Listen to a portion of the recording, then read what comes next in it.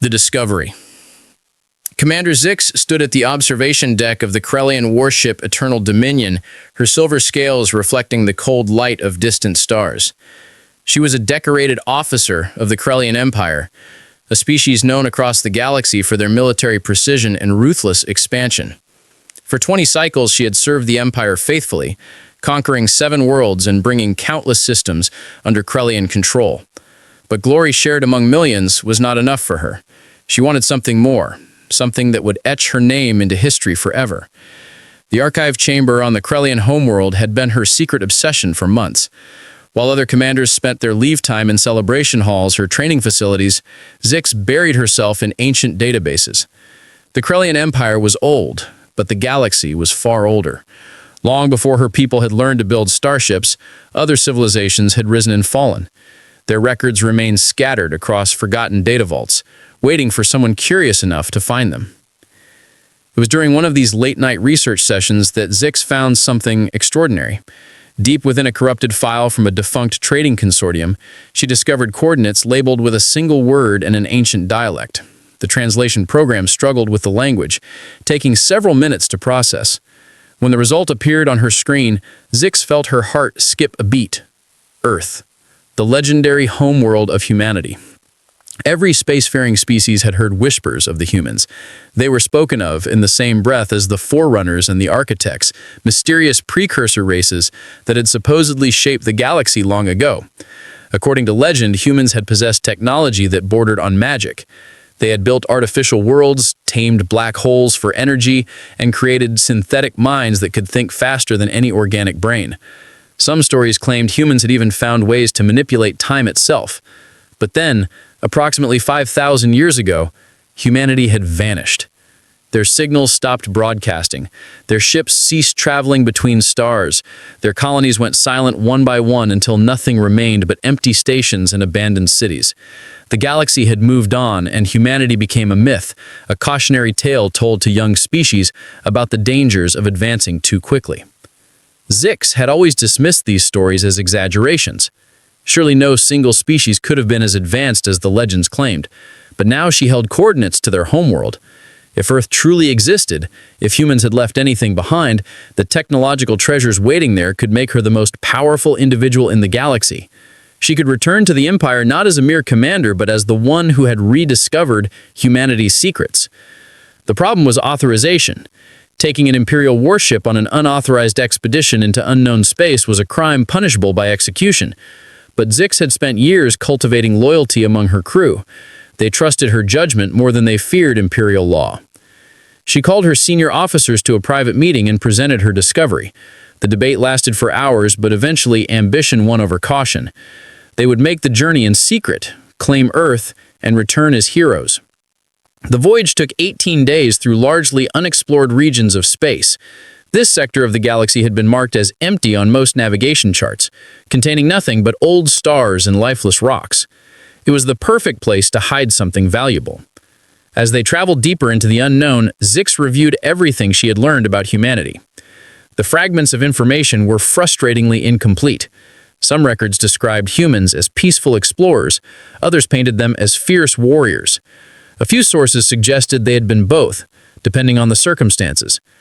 What troubled Zix most was the question of why humanity had disappeared. The common theory was self-destruction through war or environmental collapse. But another possibility haunted her thoughts. What if humans had chosen to vanish? What if they had deliberately erased their presence from the galaxy for reasons no one understood? And if that were true, what did it mean that their homeworld still existed? When the Eternal Dominion finally arrived at the coordinates, Zix's tactical officer called her to the bridge with unusual urgency in his voice. She hurried from her quarters to find her entire command crew staring at the main view screen in silence. There, hanging in the darkness of space, was a world of impossible beauty. Blues and greens swirled beneath white clouds. Vast oceans caught the light of a yellow star. Mountain ranges cast shadows across continents. It was a living planet, vibrant and thriving. Zix ordered immediate scans. The sensor operator worked quickly, her forehands dancing across multiple control panels simultaneously. The results appeared on secondary screens throughout the bridge. The planet was teeming with life. Billions of electromagnetic signals suggested a global civilization. Cities sprawled across every continent. Infrastructure networks connected population centers. Artificial satellites orbited in the hundreds. But something was wrong. The technology readings made no sense. The civilization below appeared to be pre-spaceflight, perhaps early digital age at most. Their satellites were primitive communication devices, not military platforms. Their power generation relied on chemical fuels and basic atomic fission. Their ships traveled only on water and through atmosphere. This could not be the homeworld of the legendary humans. The people down there were barely more advanced than species still discovering metallurgy. Zix's science officer voiced what everyone was thinking. "Commander, if these are truly humans, they have regressed significantly. Based on these readings, they could not possibly pose any threat to us. They might not even understand that other species exist." Zix nodded slowly, her mind racing through possibilities. Perhaps the legends had been wrong all along. Perhaps humans had never been as advanced as the stories claimed. Or perhaps something had happened to them, some catastrophe that had knocked them back to a primitive state. Either way, the planet below was defenseless and ripe for conquest. She gave the order to prepare landing forces. They would take the planet quickly and cleanly, minimizing damage to infrastructure and population centers. Prisoners could be questioned about any remaining technology or historical records. If humanity truly had once been great, there might still be archives or artifacts hidden somewhere on the surface. And even if there were not, claiming an entire living world would still bring Zix considerable status within the Empire. The crew moved with practiced efficiency. Soldiers checked their weapons and armor. Transport ships were loaded with supplies. Battle plans were drawn for simultaneous strikes on major population centers. Zix watched the preparations with satisfaction. In a few hours, Earth would belong to the Krellian Empire, and she would be the one who had delivered it. But then, the communications officer received something unexpected. "Commander, we are detecting a transmission. It is not coming from the planet. The source appears to be somewhere in the outer system, beyond the orbit of the furthest planet." Zix frowned. "Show me." The message appeared on the main screen. It was composed of mathematical sequences and simple pictograms, the universal language that any technological civilization should be able to interpret. The translation was clear and direct. "Unknown vessels. You have entered a protected system. Turn your ships around and leave immediately. This is your only warning. No further communications will be given. Depart now or face consequences." The bridge fell silent. Zix stared at the message, her mind working through the implications.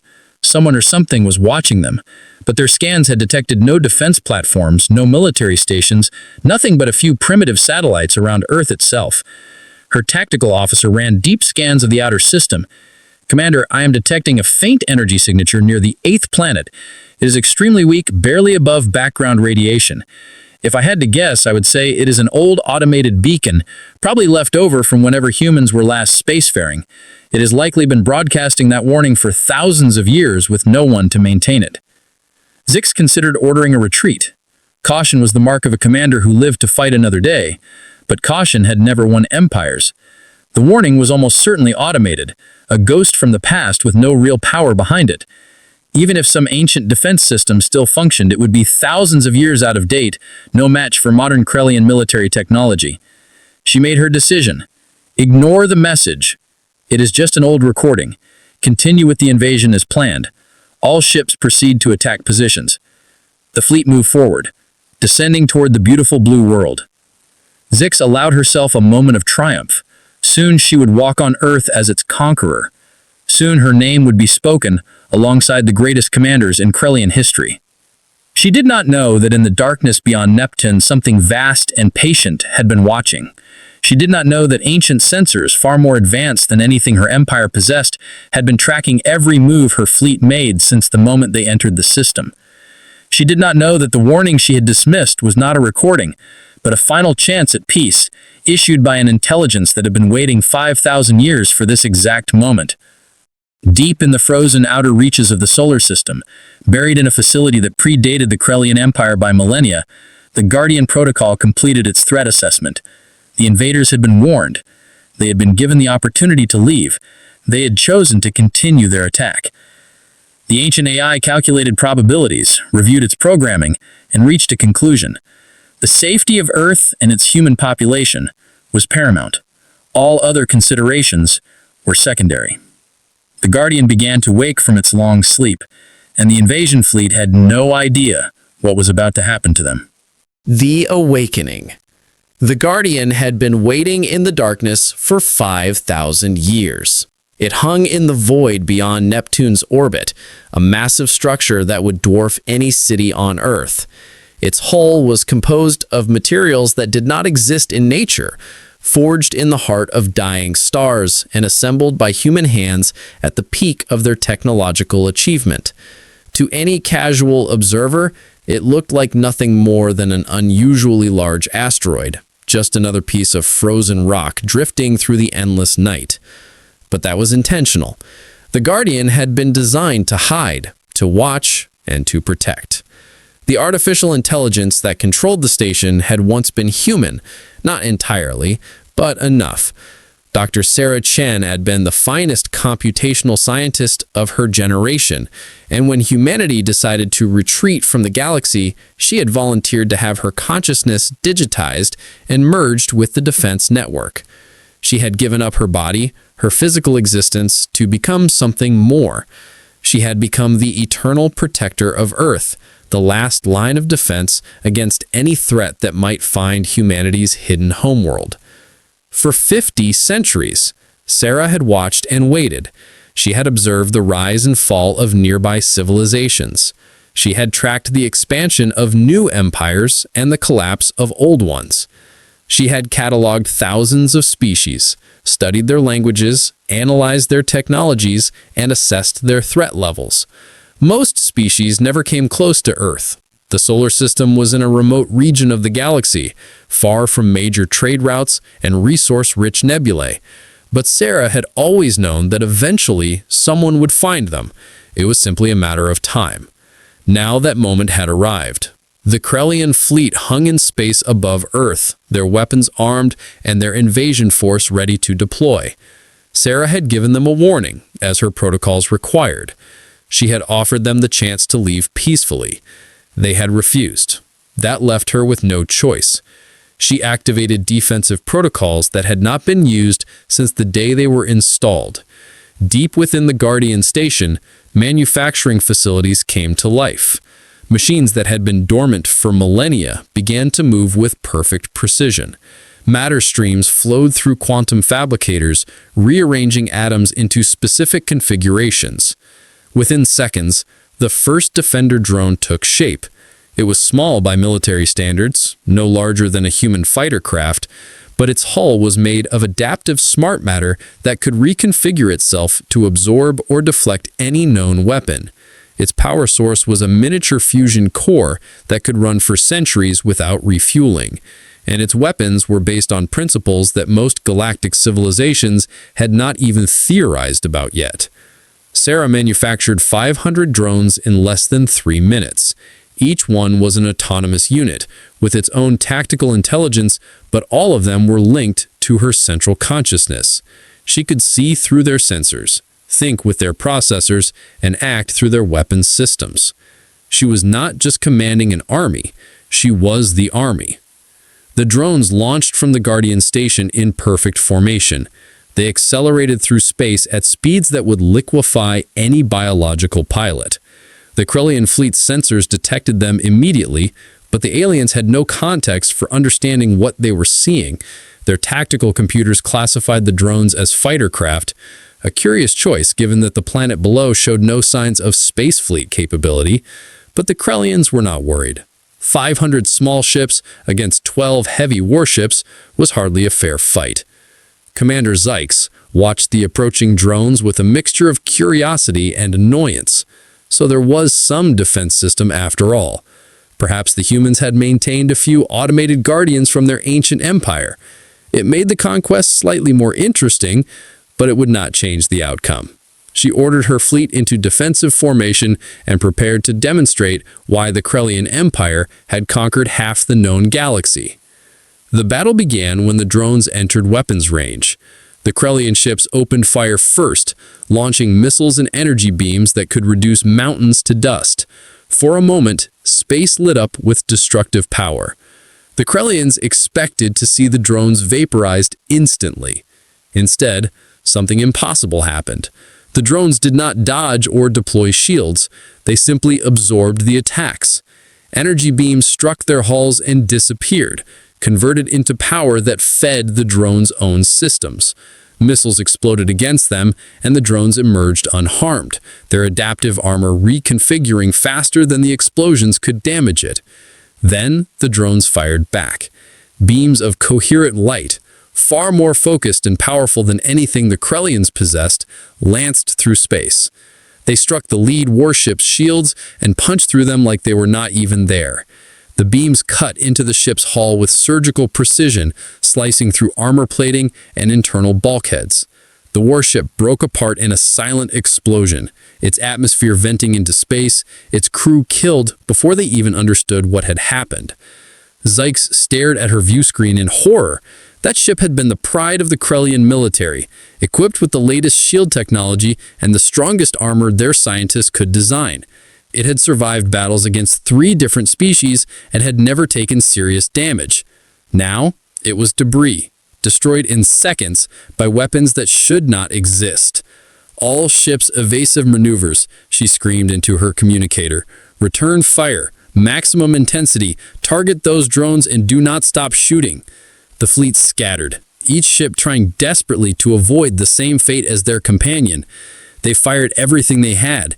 Energy cannons blazed continuously, missile tubes launched their entire payloads, point defense systems created walls of explosive projectiles. The amount of destructive force they unleashed could have sterilized a planet's surface. It didn't matter. The drones moved through the barrage like dancers, their movements impossibly precise and coordinated. They spun and weaved between incoming fire, their predictive algorithms calculating trajectories faster than the Krellian targeting computers could adjust. When attacks did connect, the drone's adaptive hull simply reconfigured, turning solid matter into energy-absorbing lattices or redistributing mass to reinforce damaged sections. And all the while, the drones kept firing. Another Krellian warship exploded, then another. The aliens tried to run, engaging their faster-than-light drives to escape the system, but the drones were faster. They caught the fleeing ships before they could complete their jump calculations and tore them apart with casual efficiency. Some Krellians tried to surrender, broadcasting desperate pleas in every language their computers knew. The drones ignored them. They had been given their chance to leave peacefully. They had chosen war instead. Sarah watched the battle through 500 pairs of sensors.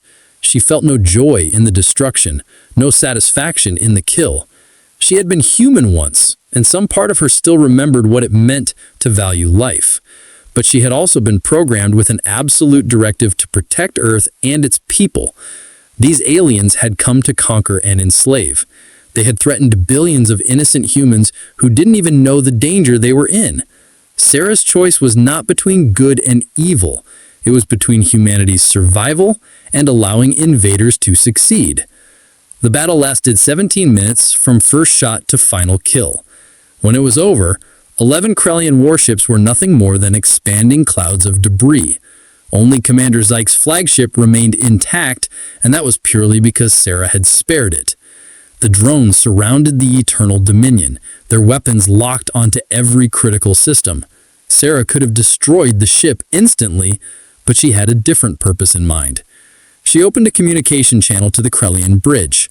The message she sent was in perfect Krellian language, flawless in grammar and pronunciation. "Commander Zykes, you have attacked a protected world and paid the price for that aggression. I am sparing your ship for one reason only. You will return to your empire and deliver a message. Tell your leaders what happened here. Tell them that Earth is not defenseless.